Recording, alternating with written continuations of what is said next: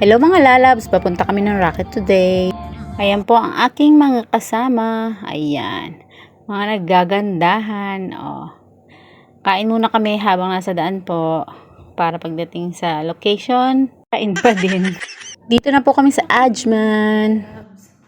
Ayan po at naka-prepared na yung gamit namin gagamitin sa mga mobile. Ayan.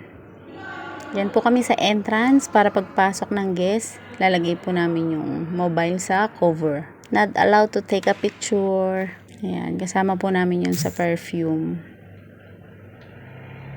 Ayan po yung ballroom.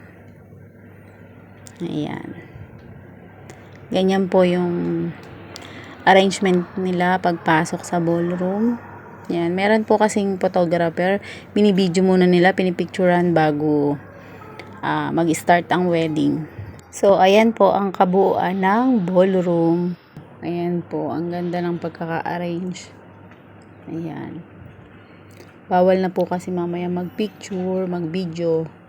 Ayan, dahil wala pa pong guest, pwede pa. At ayan po, dyan po kami sa entrance. Magmamarites muna kami habang wala pang guest.